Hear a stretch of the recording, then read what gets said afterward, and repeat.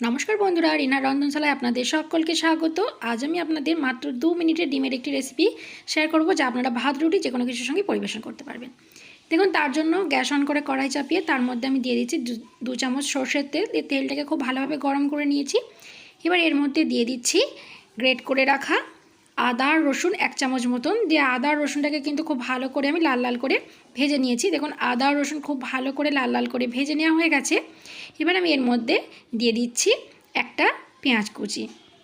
পেঁয়াজটাকে ছোট ছোট করে কুচিয়ে নিয়েছি। দিয়ে সেই পেঁয়াজ কুচিটাকে এর মধ্যে দিয়ে দিচ্ছি। দিয়ে পেঁয়াজ কুচিটাকে একটু নাড়াচাড়া করে এর মধ্যে দিয়ে দিচ্ছি 2টো কাঁচা লঙ্কা কুচি। ঝালটা আপনারা আপনাদের পছন্দ মতন দিয়ে নেবেন। দিয়ে পেঁয়াজ কাঁচা লঙ্কাকে আমি খুব ভালো করে একটু নাড়িয়ে চাড়িয়ে নিলাম। এবার আমি এর মধ্যে দিয়ে দিচ্ছি একটা টমেটো কুচি। টমেটোটাকেও ছোটো ছোটো করে কুচিয়ে নিয়েছি, সেটা দিয়ে দিলাম। এবার দিয়ে দিচ্ছি সামান্য একটু নুন, যাতে পেঁয়াজ আর টমেটোটা খুব ভালোভাবে নরম হয়ে যায়।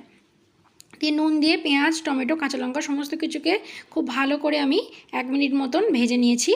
এবার আমি এর মধ্যে কিছু গুঁড়ো মশলা অ্যাড করব। দেখুন, টমেটোগুলো কিন্তু এখন বেশ ভালো নরম হয়ে গেছে।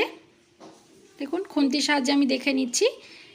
এবার আমি এর মধ্যে দিয়ে দিচ্ছি হলুদ গুঁড়ো, লঙ্কা গুঁড়ো, গরম মশলা গুঁড়ো আর জিরে গুঁড়ো। দিয়ে মশলাগুলোকে দিয়েও সমস্ত কিছুকে খুব ভালো করে নাড়িয়ে চাড়িয়ে দিচ্ছি।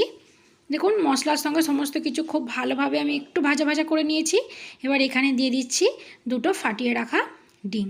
দিয়ে আমি খুব ভালো করে নাড়িয়ে চাড়িয়ে দিচ্ছি, যাতে ডিমের একটা ঝুড়ি ঝুড়ি তৈরি হয়ে যায়। ডিমটা যেন দলা পেকে না থাকে, তাই জন্য দেখুন অনবরত নাড়িয়ে চাড়িয়ে নিচ্ছি। আর এখানে ডিমের মাপ অনুযায়ী একটু নুন দিয়ে দিলাম। দেখুন, খুব ভালো করে নাড়িয়ে চাড়িয়ে মিনিট 3-4 খুব ভালো করে রান্না করে নিয়েছি। তাহলেই এইরকম ঝরঝরে মতন তৈরি হয়ে যাবে।